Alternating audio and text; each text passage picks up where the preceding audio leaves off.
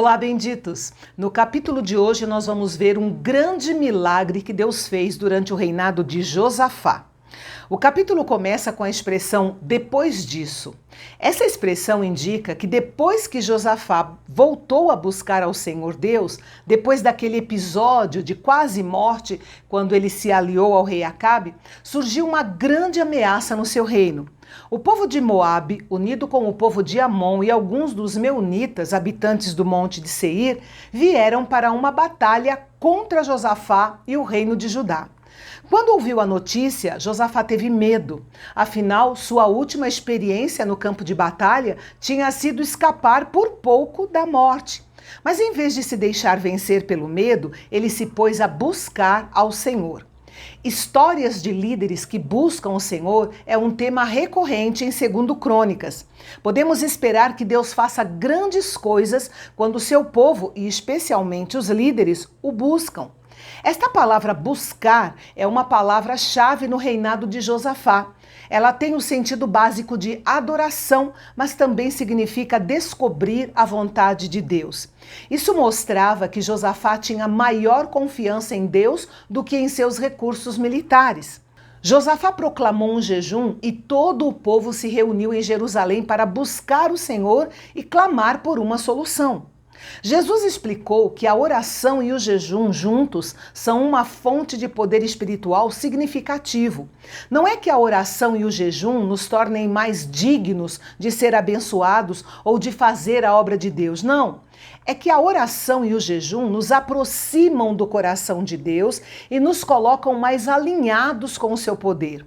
O jejum é uma expressão poderosa da nossa total dependência de Deus. Bem, Josafá se colocou de pé diante da grande assembleia do povo de Judá e fez uma das orações mais sensatas, piedosas e corretas já feitas no Antigo Testamento. No versículo 9 ele diz: "Nós nos apresentaremos diante deste templo e diante de ti, pois o teu nome está neste templo." Isso ecoa a oração que Salomão fez na dedicação do templo, clamando a Deus para responder à oração que se fizesse naquele lugar.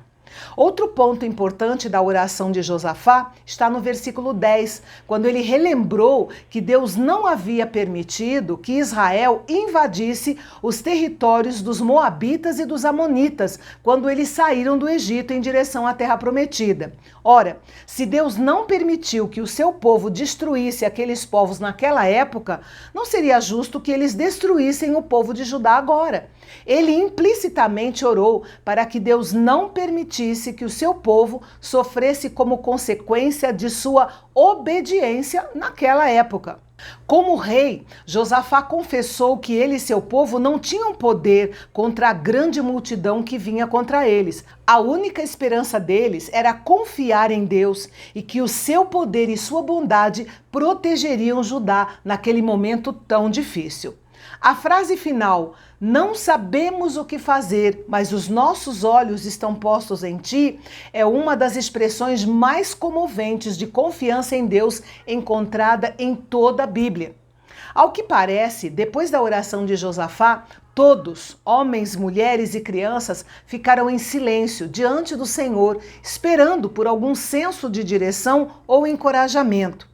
No meio desse grande grupo reunido, o Espírito do Senhor veio sobre Jaaziel e falou para todo o povo, dizendo: "Não tenham medo, nem se assustem por causa dessa grande multidão, pois esta batalha não é de vocês, mas de Deus." A ameaça era real. Realmente havia uma grande multidão se aproximando com a intenção de destruir Judá. Mas a ordem do Senhor era clara. Ele lutaria pelo seu povo contra aquela grande multidão. Foi então que Deus revelou sua estratégia, dizendo que eles deveriam sair ao encontro do inimigo. Ele conhecia os planos dos exércitos de ataque com precisão e transmitiu as informações ao rei do povo de Judá através de Jaaziel. Deus ainda disse ao povo que não precisaria lutar. eles precisariam apenas dar um passo significativo de fé, se posicionar como exército, ficar parado e acreditar que veriam a salvação do Senhor diante de uma multidão de soldados prontos para o ataque. Eles teriam que trabalhar em uma parceria de fé com Deus. Depois da mensagem de Deus, através de Jaaziel, o rei e todo o povo se prostraram com seus rostos em terra e adoraram ao Senhor. Em seguida, os levitas se levantaram para louvar ao Senhor em voz bem alta. No dia seguinte, todos se levantaram bem cedo e foram para o deserto de Tecoa. Lá, o rei Josafá reuniu o povo e os exortou a continuar crendo de todo o coração no Senhor e nos seus profetas, para que eles fossem bem-sucedidos. Depois, Josafá mostrou sabedoria e bom senso ao consultar o povo sobre alguns detalhes, inclusive sobre quem deveria cantar ao Senhor na batalha. Fica claro aqui que tanto o rei quanto o povo esperavam uma batalha sobrenatural, uma vez que deixaram os cantores e adoradores irem na frente do exército. Esses cantores e adoradores, obviamente, deram um perigoso passo de fé. Sob a ótica humana, em um ataque, eles seriam os primeiros a serem massacrados pelo inimigo. Mas eles não se intimidaram. O refrão que eles deveriam cantar dizia: "Deem graças ao Senhor, porque a sua misericórdia dura para sempre." Esse refrão mostrava que eles não confiavam em seus próprios méritos, mas confiavam e descansavam na misericórdia duradoura do Senhor. A Bíblia diz que quando eles começaram a cantar e a louvar, como o Senhor havia prometido que a batalha pertencia a ele, ele mesmo conquistou a vitória para o seu povo. O Senhor levou os inimigos de Judá a lutar entre si para se derrotarem. E tudo que os cantores fizeram foi louvar ao Senhor.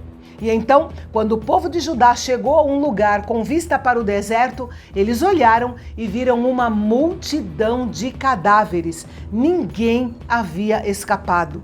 Nunca havia acontecido isso antes. O exército de Judá, liderado pelos cantores e adoradores em uma batalha para enfrentar um exército inimigo, ter uma vitória tão significativa sem precisar levantar uma espada sequer.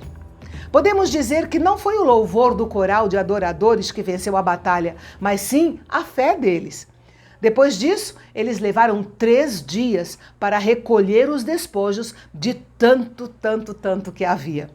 No 4º dia, eles se reuniram no Vale de Beraca para adorar ao Senhor. Como eles haviam se reunido para clamar a Deus por sua libertação, nada mais justo do que também se reunirem para agradecer a Deus e bendizer o seu nome pela grande vitória e alegria que ele tinha proporcionado ao seu povo. Depois disso, todos voltaram muito alegres para Jerusalém e foram para a casa do Senhor. A vitória do rei Josafá naquela batalha foi um aviso para todas as nações vizinhas, pois quando eles ouviram que o Senhor havia lutado contra os inimigos de Israel, ficaram apavorados. Isso deu ao rei Josafá e ao seu reino um tempo de descanso e de paz. Josafá reinou 25 anos. Ele não fez mais pelo povo de Judá porque eles não haviam direcionado seus corações totalmente para Deus. Josafá foi um reformador, mas o povo não foi completamente reformado. O cronista ainda narra um último ato impensado de Josafá no final do capítulo, quando ele se aliou com Acasias, rei de Israel, que era um rei ímpio, para fazer navios mercantes para irem para Tarsis. Então Deus enviou Eliezer, que profetizou para Josafá, dizendo que o Senhor destruiria o que ele havia construído, porque ele havia se aliado com o rei Acasias. E assim, o projeto terminou em desastre, porque os navios naufragaram. Isso pode parecer cruel da parte de Deus, mas na verdade foi misericórdia, porque impediu Josafá de fazer outra aliança ímpia.